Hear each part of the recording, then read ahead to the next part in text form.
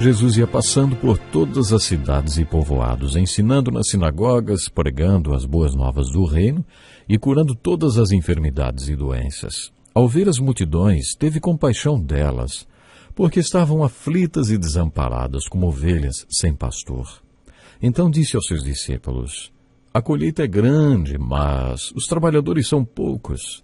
Peçam, pois, ao Senhor da colheita que envie trabalhadores para a sua colheita. Essas palavras encontram-se no Evangelho de Mateus e trazem mais revelações para nós sobre o sistema de valores de Jesus Cristo. Jesus Cristo dava muito valor às pessoas. Como já vimos em estudos anteriores, ele estabeleceu um valor alto para ele mesmo, mas também valorizou pessoas como você e eu. Pessoas às quais ele chamou de pobres de espírito, referindo-se aos espiritualmente pobres e cegos, cativos e quebrantados. Encontramos nos evangelhos as seguintes palavras de Jesus a respeito do que ele fazia: os cegos veem, os mancos andam, os leprosos são purificados, os surdos ouvem, os mortos são ressuscitados e as boas novas são pregadas aos pobres. Mais uma vez vemos que Jesus valorizava os pobres. Lendo e estudando quais são os valores de Cristo, começamos a questionar quais são os nossos valores, qual é o sistema de valores que rege a nossa vida. Quando estudamos o valor que Jesus deu a Ele mesmo, perguntamos: qual o valor que Jesus dá a você? A palavra de Deus nos ensina que é extremamente importante estabelecermos o mesmo valor para Jesus que Ele próprio estabeleceu. O mesmo acontece quando falamos de gente, de pessoas, dos feridos, como Jesus mesmo se refere. Esta passagem que lemos do Evangelho de Mateus mostra a compaixão que Jesus tinha pelas multidões com todas as suas doenças e males. Hoje os problemas são todos institucionalizados. Eu explico. Quando alguém passa por um surto, entra em uma crise, vai para uma instituição, para ser tratado. Se o caso é de uma doença terminal, ele é levado para uma outra instituição. Se o problema for alcoolismo, existe uma instituição só para quem tem esse problema, do álcool, de alcoolismo. Assim acabamos não vendo essas pessoas. Todas elas estão em instituições. Todas elas estão escondidas. As instituições que temos hoje, na verdade, são fruto do ministério de Jesus que despertou na sociedade a necessidade de cuidar das pessoas. Por isso, no tempo de Jesus, ainda não existia nenhuma delas. Os problemas, portanto, não eram institucionalizados. Assim, quando Jesus olhava para as multidões, ele via todos os problemas.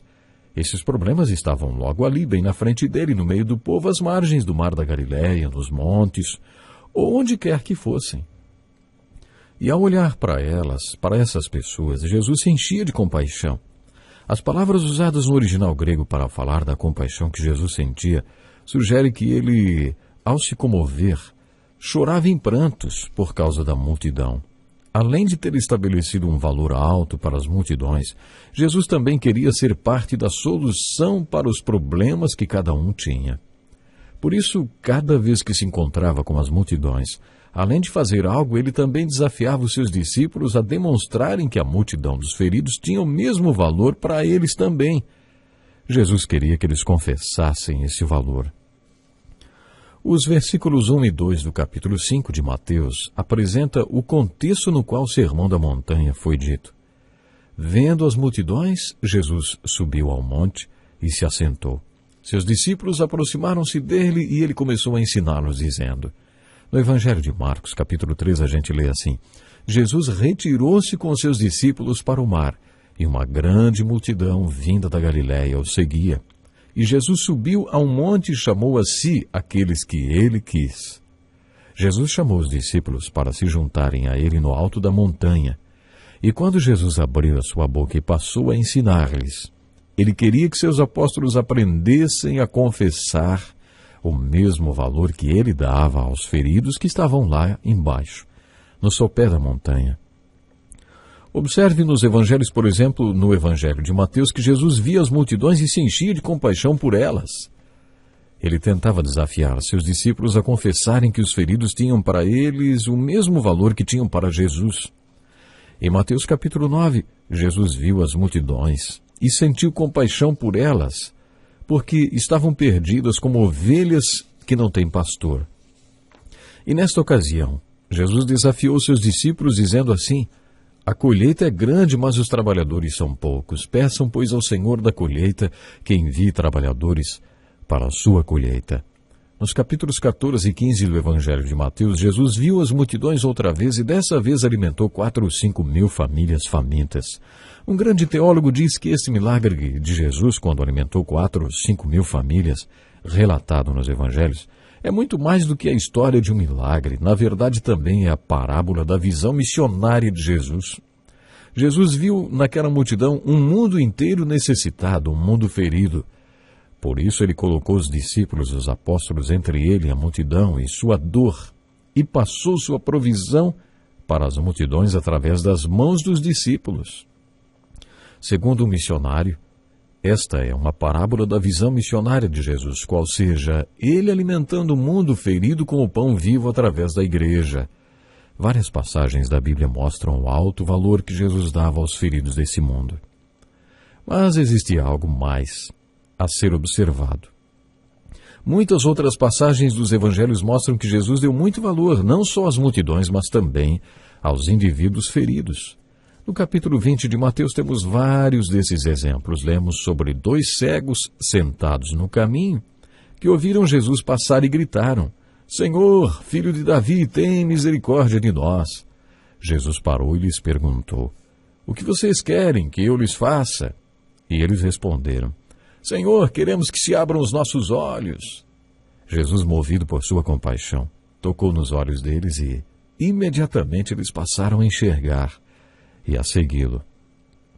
Nesse episódio, a multidão que acompanhava Jesus não deu o mesmo valor que ele deu àqueles 2 cegos. Talvez eles achassem que Jesus não queria ser incomodado por 2 homens cegos. A multidão tinha proibido aqueles 2 homens de importunar Jesus, mas Jesus não fez disso um empecilho e, movido pela compaixão, ministrou a eles. No primeiro capítulo de Marcos, versículos 40 a 42, lemos sobre um leproso que buscou Jesus e, caindo de joelhos diante dele, clamou: Se quiseres, pode purificar-me. Lemos que, cheio de compaixão, Jesus estendeu a mão, tocou nele e disse: Quero sim. Seja purificado. E imediatamente o leproso ficou limpo. Você percebeu como a Bíblia sempre faz referência à compaixão de Jesus? Cheio de compaixão, Jesus estendeu a mão, tocou nele e disse: Quero, seja purificado. Sabe, eu fico impressionado ao ver que nesta ocasião Jesus não se importou com o que a multidão iria dizer. Em Marcos, capítulo 3, nos primeiros 5 versículos, lemos que enquanto Jesus estava em Cafarnaum, foi a uma sinagoga e observou um homem com a mão deformada. Como era sábado, os inimigos de Jesus ficaram de olho nele. Será que Jesus ia curar a mão daquele homem? Se Jesus o curasse, eles o prenderiam. Imaginem a situação, mas Jesus pediu que o homem se levantasse e ficasse em frente da congregação. E, voltando-se para seus inimigos, perguntou: O que é permitido fazer no sábado? O bem ou o mal? Salvar a vida ou matar? Mas ninguém respondeu nada. Jesus olhou ao redor, irritado com a indiferença deles para com as necessidades dos outros, e disse ao homem: Estenda a mão. O homem a estendeu e imediatamente foi curado. É impressionante o comportamento daqueles líderes religiosos. Eles tinham a lei tão arraigada em seus corações que, para não infringir a lei que proibia trabalhar no sábado, eles preferiam deixar de aliviar o sofrimento humano. Com sua pergunta, Jesus lhes mostrou como eles estavam sendo tolos e indiferentes às necessidades humanas. Eles não davam nenhum valor aos feridos, mas Jesus estabeleceu um valor tremendo aos feridos do mundo. Devo mais uma vez fazer a pergunta: os seus valores são os mesmos que os de Jesus Cristo? Você está ferido? Você é uma das milhares de pessoas, ou milhões de pessoas nesse mundo, com o coração ferido? Então você precisa saber que Jesus deu muita importância e valor para você. Você é o objetivo, o propósito e o alvo da vida de Jesus no meio da igreja dele. Você está disposto a confessar que os feridos desse mundo têm o mesmo valor para você que tem para Jesus? Seria uma vergonha descobrir que somos os líderes religiosos daquele tempo, indiferentes às necessidades humanas. Eles não eram cheios de amor e compaixão, nem confessavam o valor que Jesus dava aos feridos. E você confessa o valor que Jesus deu aos feridos? Jesus foi para a terra dos Gerazenos e não pôde ignorar um pobre homem, preso a um espírito mundano, aparentemente possuído por um demônio ou pelo menos oprimido. Jesus demonstrou que aquele homem também tinha um valor ao lhe ministrar a cura e a libertação. Qual é a sua reação ao encontrar alguém que parece que não tem mais jeito, ao encontrar pessoas que aparentemente são irremediavelmente cativas? Existe hoje tanta gente viciada, existe hoje tanta gente escrava dos vícios. Da próxima vez que isso acontecer, lembre-se do valor que Jesus deu ao coração ferido. Isso, e declare que você dá o mesmo valor aos feridos desse mundo que Jesus deu, o mesmo valor que Jesus deu. Nós estamos estudando, não esqueça, os valores de Jesus Cristo. E Jesus Cristo dava muito valor às pessoas. E como já vimos em estudos anteriores, ele estabeleceu um valor alto para ele mesmo, mas também valorizou pessoas como você e eu. Pessoas às quais ele chamou de pobres de espírito, referindo-se aos espiritualmente pobres e cegos, cativos e quebrantados. E é simplesmente maravilhoso a gente ver um Jesus demonstrando valor exatamente para estas pessoas pobres, cativas, cegos, quebrantados.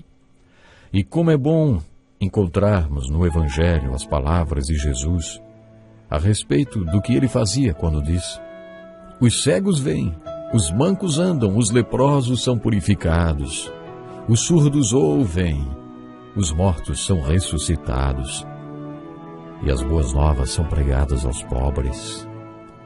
Como é maravilhoso a gente ver, não? O valor que Jesus dava a todos aqueles que estavam à sua volta. Meu desejo é que Deus possa lhe abençoar cada dia mais. Até o próximo programa e que Deus lhe dê muitas bênçãos especiais.